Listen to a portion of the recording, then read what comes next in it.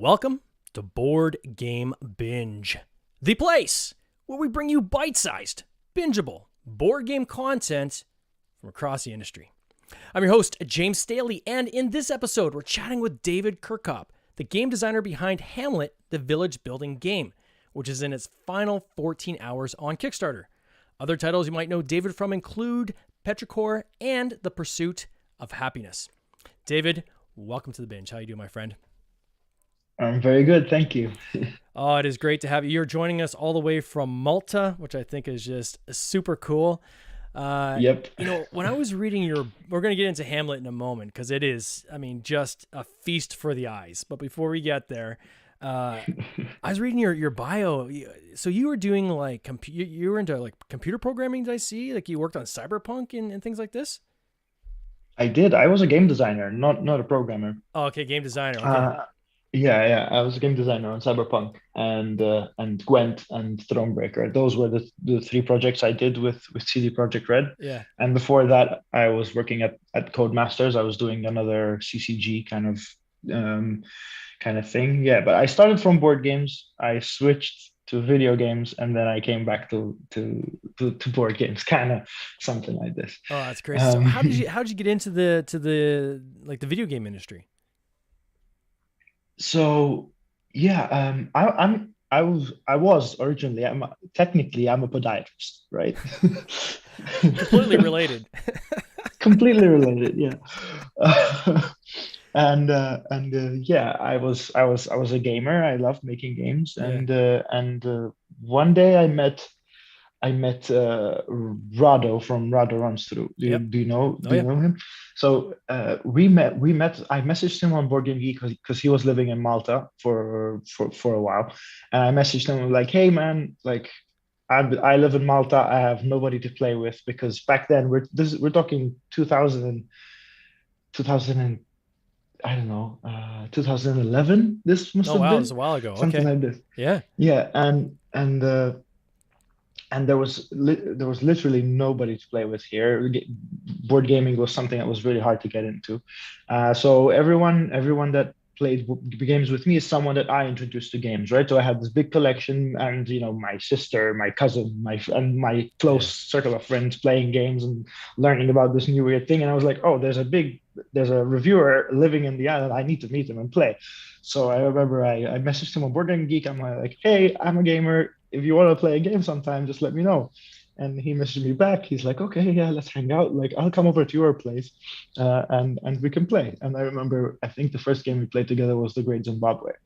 Okay. And then he introduced me to a group of Maltese people who were playing games. I didn't know that there was such a thing on the island. So I met with these guys, and one of the guys who was there is Gordon, who is my partner at Mighty Boards now, and we started the board game company together. And he was a professor who was just starting the Institute of Digital Games in Malta. He had just moved the ITU Copenhagen kind of game thing, Yeah. game course to Malta. He was like, "Hey, you're really into games. You seem quite clever. You should join the course." And I was like, "What? What do you mean?" And I think within a week, I had quit my job and I had gone back to university, and I started doing this master's degree in game design.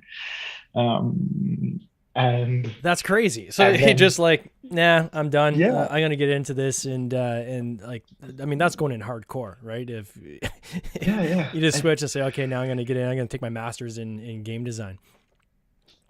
Yeah, I don't know. I just felt to be honest, I when I was younger, I used to do a lot of theater, and in my medical profession, I never felt like I was fully satisfied in the creative part. I was satisfied in the scientific part, obviously, and Yeah. but the creative part was never really there in that job. So I felt like games were a nice kind of sort of in between where I get to do technical things but also creative things kind of melding together, and that's where I felt the most at home. So Yeah. yeah, then I did, and then we held hands, I was gonna and say, like, then when you think of like people in general, I think in this industry who are doing this even as a hobby, maybe not even full time, just as a hobby, right? And I think it's that untapped need to kind of do something creative, right? Whatever job they're in, whether they're in logistics or maybe they're work in retail or, or in a back office somewhere, and, they have a monotony of, their daily jobs. But Right. they need that outlet for their creativity. They need something to, create, right? Because it kind of gets the inspiration going. And I think that's a story here from a lot of people that are in this industry will quite frankly say that. I had all these ideas and I was looking for a creative outlet, and I just seemed that this matched up with my love of board games and my creative. Those things just kind of paired up and kind of pushed me into this industry. So it's kind of, Right. now they don't all just quit their jobs and go and start a master's in game design, but certainly a lot of them will start kind of pursuing at least something, right? So I think Yeah. that's awesome. So what was the first design you did? Was it on the board game side then, or was it on the video Yeah, game side? it was, and then we held hands. That was a And then we game held hands. jam game. Okay, yeah. And we published it. We published it for free online on Board Game Geek, of course. It was a print and play game, and it won a Golden Geek Award for best print and play in 2014, I believe Wow. this was. And then that one got published. Then Pursuit of Happiness got published, and then I applied. I applied for a job at CD Projekt Red. The reason for it was that my girlfriend at the time was living. It was from Warsaw, Yeah. from where the studio is, and we decided that we want to move closer together. We had been like long distance for like 2 years, and so I started looking for jobs in Warsaw, and she started looking for jobs in Malta. And yeah, and CD Projekt gave me the job. I started as a junior there, but I moved I moved there before I got the job, kind of to be next to the studio, so that they can kind of sort of, so I can say like, hey, I remember after I sent the CV, I sent them an email. I'm like, hey, I'm in town if you guys want to call me in for a meeting. And they're like, oh, okay, well, if you're here, let's do an interview, right? Just Just like that. and I, yeah, just like that. And I went in, I remember, uh, and it was actually, and I had sent in a video cover letter instead of an actual cover letter, because Yeah. I had sent the cover letter that I had to Rado, who was also in the video game industry before. I was like, hey, can you see if this is okay? Like, he's like, it's cool, it's fine as a cover letter, but why don't you do something more interesting? So I filmed this video about all the games that I had done, and I had just finished at the time the Kickstarter for Posthuman, the first Posthuman. I was doing, it was Gordon's design, but I was taking care of the Kickstarter and Yeah. sales and manufacturing. Uh, and I had just finished that, and I was like, I made a video about all these games that we were making and all this, like how I'm a designer, and RPGs are systems that generate stories, and Pursuit of Happiness is a story generation game, Posthuman is an RPG story generation game, and how I tried to kind of sort of apply the board games to the video game thing, right? Oh, And that's then they cool. hired me on the Gwent team, which was, after all, a table, kind of sort of like a card game in a digital format, right? Yeah. But still give you the experience though, right? Like on the Kickstarter side. So even though you're working on your own designs, but you got other people's games you're working on, is giving you that whole background insight. Okay, how does this machine work, right? Because it is a machine, right? The whole Kickstarter kind of ecosystem and getting, plugging your, it's not just simple as I'm just going to throw a game on there and see how it goes. Like it is this whole It's a ecosystem in culture. itself. Yeah, it Yeah, is. It really is. it So is. Yeah. then, so why leave the video game industry then? Why did you come back into the board games? Well, a number of reasons. I was abroad for 5 years. Yeah, There was this whole COVID thing. We were working, I've yeah, heard of it. uh, yeah, and Warsaw was very very closed down. I was living in a relatively small apartment there. I liked my life there, but it was 5 years.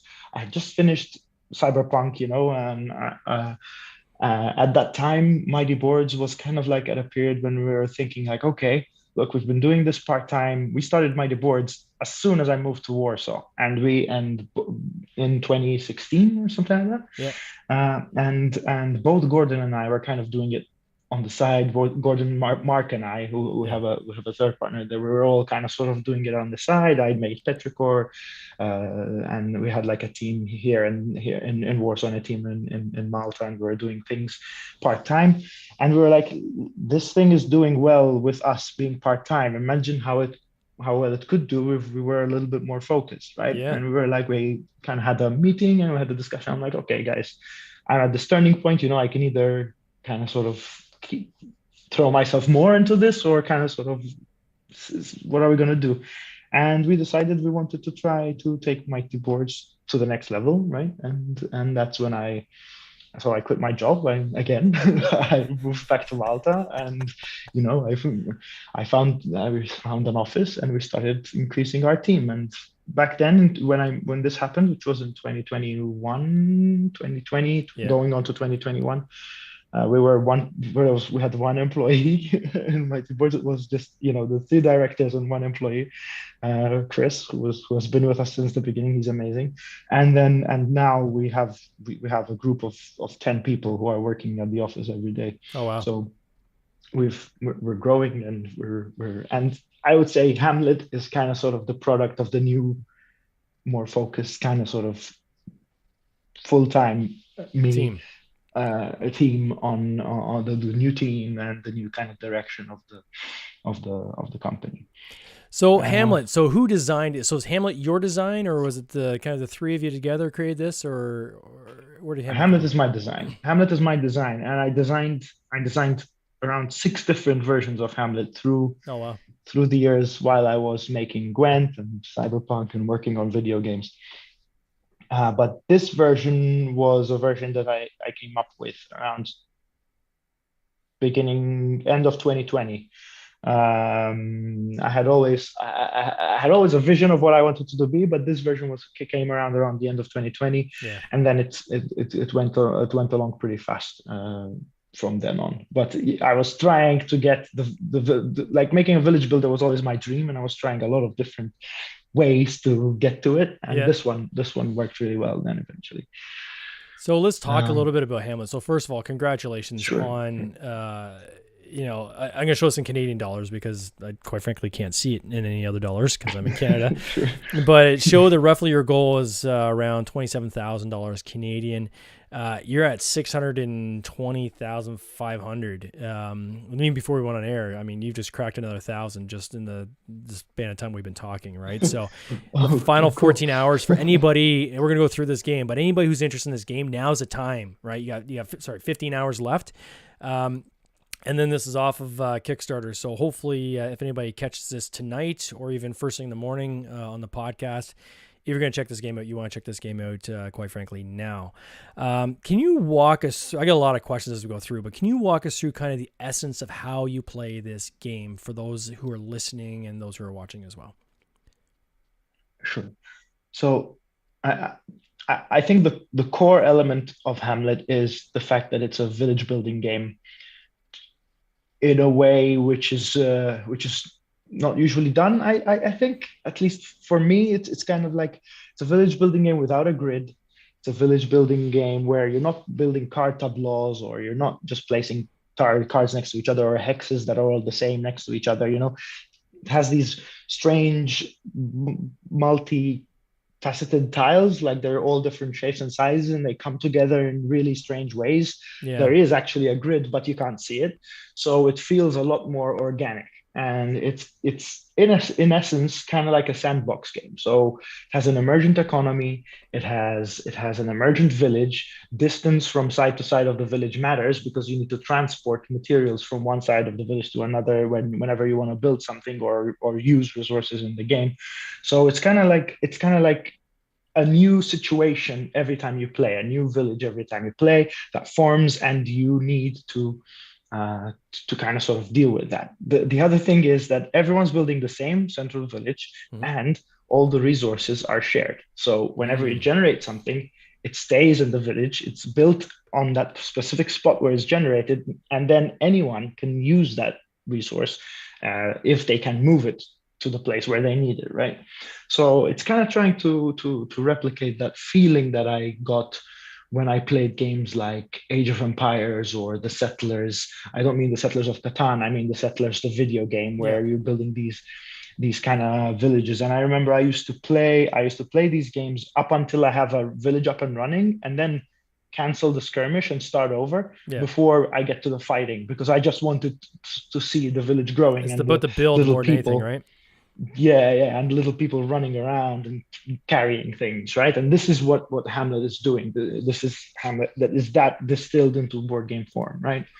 Um, This I these guess that tiles, overall, so I mean, they're cool, right? So you got your hexes, but then you have these other like triangles, and then you've got polygons, and you've got like hexes attached to other kind of polygons. It really is. I'm showing on screen here all these different shapes, but it really creates this interesting kind of map, right? Like when you look at it assembled, you can have gaps and spaces in the area where you can move, which can either make it go tighter or sprawl out. It all depends on how people are placing these tiles. Is that fair? yeah, that's a perfect description of it. Yeah, it kind of replicates this tile system. I think is really good at replicating the sprawl of a village that's growing, not where we want to put it or within a Mm-hmm. structure of a grid, but wherever it wants to go, wherever it needs to go, really, where there is space for it to go. It will just grow on its own. You don't have full control of where it goes. And sometimes there's like long roads Yeah. that go out and where and it grows out like a spider with whiskers, just buildings going this way and that way. Sometimes it Yeah. stays rather central, sometimes it's lopsided to one side, and that's kind of the beauty of it, right? You can see it as the landscape and us kind of sort of working around it. Who'd And you get to do your animation? I gotta ask. Like, this is probably some of the best gifts I've seen on a Kickstarter page to date. Like, it is crazy smooth, the animation, yet not pixelated like you often get with. So, did you guys do this yourselves, or like who did you get to do like the animation? Like, I look at the how to play where you have like the meeple running across the board, and then the tile drops down into the onto the table. The church kind of sliding in, the different pieces slided. Like it's really, really, really well produced, right? So, who did this for thank you? you. So this is our friends from Mighty Box, which is a video game company that we often work with. They're kind of Yeah. like us, they're like our twins, and they are the guys who help us make the videos. They do all of our stuff. Marvin, shout out to him, and Sam.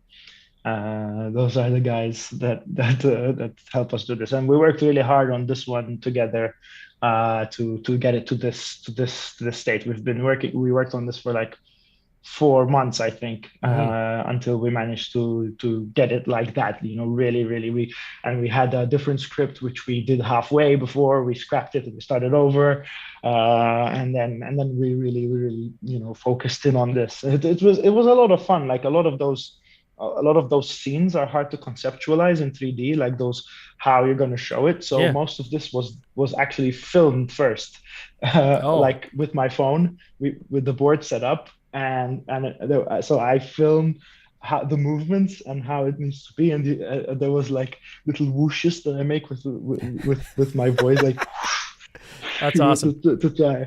Yeah, and then they kind of built on that, of course, not exactly, but just that. And then they kind of took that. We do a wireframe of that whole movement, and then we tighten it up in different places. It was lots of fun working with those guys. Yeah, I'm really happy with the video, and I did the voiceover. Oh, nice. That's fantastic. So when I look at the different pledge levels, right? So you've got it looks like so there's the kind of the founders deluxe pledge. So is it just a deluxe version that's available, right? Like it's like you're backing it, you're getting a deluxe version. Retail version will be kind of like these little wood kind of round tokens represent the donkeys. Yet again, I'm going to go back to the page here because again, it looks cool. Whereas if you get the founders edition, you get like the actual printed donkeys, right? You actually have like printed meeple Yeah, donkeys, yeah. right? The retail edition, I think, will still have the donkey shapes, but it won't have the print. Yeah, yeah. And then metal Um, coins. I got a buddy who's just, Metal I mean, it's coins, like yeah, the crack cocaine church. for him. Yeah.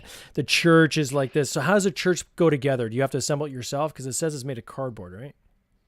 Yeah, yeah. You assemble it yourself once, and then the game comes with a storage solution where you have a It fits in the space box and for the everything. Okay. assembled church. Yeah, yeah. Fits in the box, yeah, with a compartment for it and everything. And then I'd be remiss if I Um, didn't mention you also, these are numbered too, right? So if people are collectors, yeah. you guys have found a way in the manufacturing to make sure each game is actually numbered as well, right? Yeah, the print. This is the first.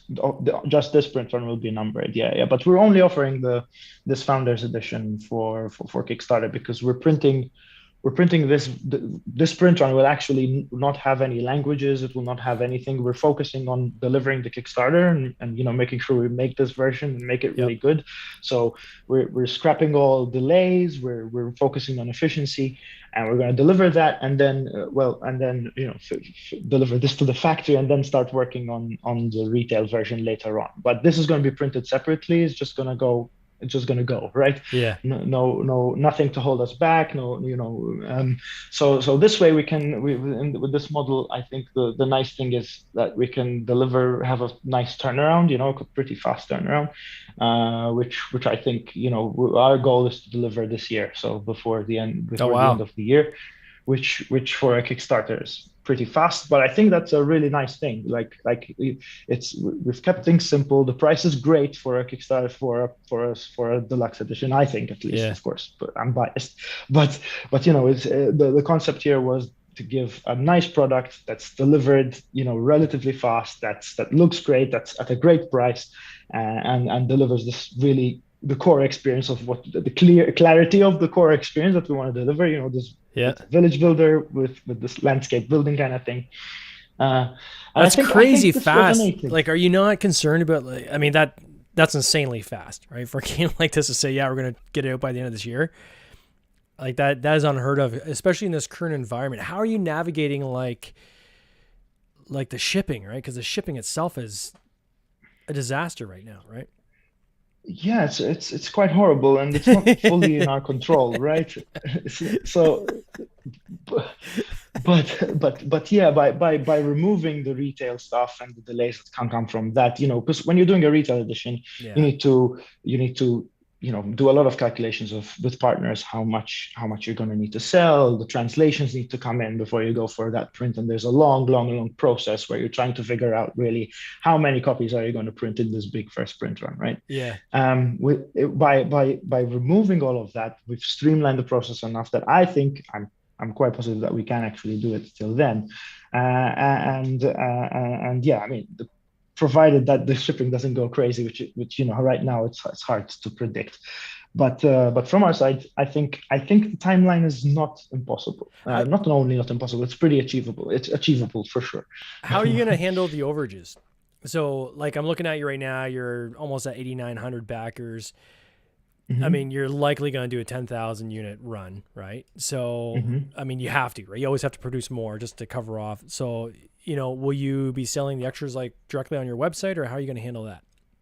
Yeah, yeah. So usually what we do with the general Kickstarter exclusive policy for us is that we we uh, we sell on our website, we sell them at fairs, a few partners, of course, get in during the Kickstarter. But some of our partners are backers too, and some retailers. But yeah, the additional copies that we'll print, we'll use at this high print run.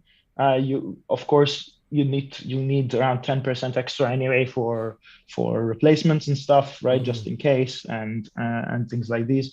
So I think yeah, mostly those will be the things: fairs, website, and then when it's over, it's over. Yeah, man. So, I mean, of course, the answer is going to be I was surprised, but I mean, how surprised were you at where you guys landed versus kind of because there's the initial goals usually, okay, what's the minimal viable product? That's where we set, the initial kind of target, right? Mhm, But you mhm. also have your expectations where you think you can probably get to. Where were you guys thinking you could probably get to when you put this together? Did you think you'd be at this level? I thought it was possible, Yeah. but it was kind of like a dream. Like, I would be doing calculations in my spreadsheets and be like, oh my God, imagine if this would happen. Imagine if. Yeah, Yeah. yeah, imagine if that would be super cool. Yeah, yeah, it would be super cool. I think I was thinking that we would probably do around 200 or 300K, Yeah. which would have made sense. Yeah. The thing is, like, why? But then later on I started saying, oh, we might do more even before we launched, because by the time we launched, we already had like 5,000 followers on the campaign page. Oh yeah. The game started to resonate with a lot of people quite early on. And when I usually describe the concept, I it immediately seems to click with people. Like there's this primal kind of thing for village builders that Hamlet kind of seems to appeal to, and you know, this gridless thing, this sprawling thing, the art and how it looks. I think all of it seems to resonate quite well. Of course, I wasn't thinking I would do this much, maybe, but I was deep down. I was like, I felt like there was a small, tiny sliver of a possibility of this happening, Yeah. and it is, and it's fantastic. Oh man, it turned out.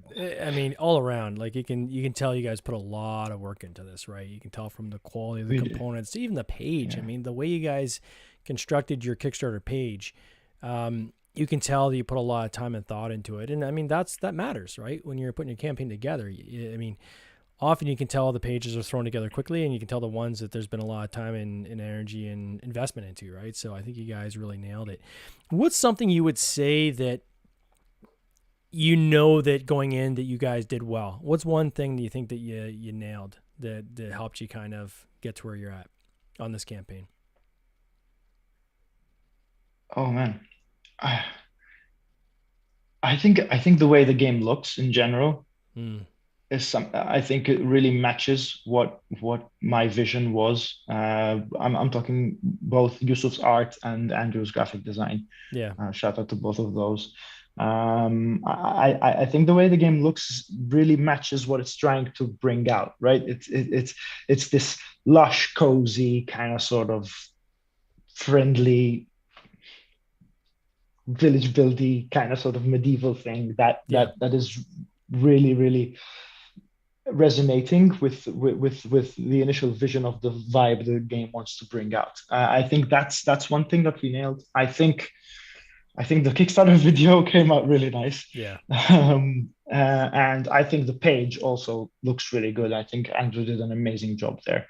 But you know, there's a lot of things that I think there's a lot of things that really went well. I think our team on this project has been fantastic. Even Evelyn's work on getting the word out, you know, and me being talking with you, and I don't know, the way John and I developed the game. You know, John is the developer. Like all the things kind of lined up pretty well, and like I think the team that we built for this project is super strong in each of their individual fields, which created kind of like a product which is strong on many fronts, right? Mm. And that is, I think, the biggest success that Hamlet has.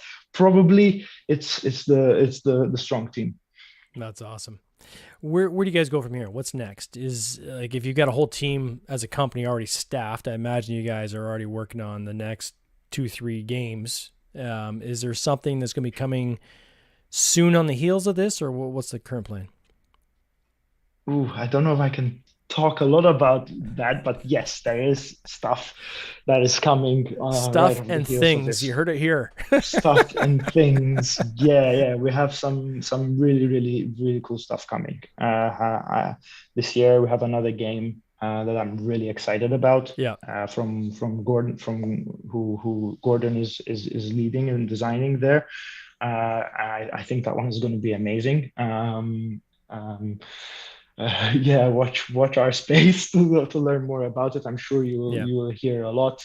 And yeah, and overall the output of Mighty Boards in general, since we've started this more focused approach, right, is gonna be much higher than what it was before, and much more focused and much more and in many ways, I think you can expect the quality that you see with Hamlet to extend over the rest of the stuff as well. So um how do people follow that journey? Is there a Muddy Boards group they can sign up to, like a Facebook group or Discord or? Yes, we do have a Discord. We have the website. There's a Facebook group as well. Yes, I don't know. If you search Mighty Boards on Facebook, you'll be able to find that. For the Discord, you can find it on our website, mighty-boards.com. Mightyboards.com. Okay. Yeah, with a a hyphen in between. dash between Perfect. the mighty hyphen. Yeah, that's the word, hyphen. Yeah, no worries. Um, yeah, I think those are the places we interact with people. Also on Instagram, we're growing our Instagram quite a bit. Great. Which is nice and visual, considering our company's focus on visuals in some way, and making things look nice. Instagram has been a nice place to showcase that. And hence why we're streaming live here, even on Instagram today, with this podcast. David, I want to wish you all the best with this campaign, man. It is exciting to see how big this has gotten and where it's going to end. It'd be interesting to see if you guys hit 700,000. I think it's possible because usually you have that big hockey stick in the last 48 hours, right? So certainly the numbers are climbing even while we've been on the phone here, so or on the stream. So it'll be interesting to see where it lands. If anybody's interested in this actual campaign, check out the show notes on YouTube or on Instagram, or even go to our Board Game Binge Facebook group. It's a private group. Just simply join, and you get accepted within like 3 minutes. Just click the button to join now, and you automatically get approved. Come in. You can interact with many of our guests there. Any questions you have. I see there's a lot of questions in the lobby. Darren H., Andrew Johnson, for instance, Evelyn as well. So if you guys have questions, head on over to the Board Game Binge podcast Facebook group. So simply just look under groups for Board Game Binge. You can find it there. We'll post this replay of this interview there, and we'll keep the conversation going. And there you also see a link to where you can find this campaign on Kickstarter, or on Kickstarter, just simply search Hamlet. David, all the best this coming year. You take care. Cheers. This has been an episode of the Board Game Binge podcast, hosted by James Staley, produced by James Staley and Mike Bruner, with original music by Nick Smith. If you would like to watch these interviews live, simply subscribe to our YouTube channel, Board Game Binge, and you'll get access to live interviews, giveaways, and interesting board game content from across the industry. I can't wait for you to join us. See you next time.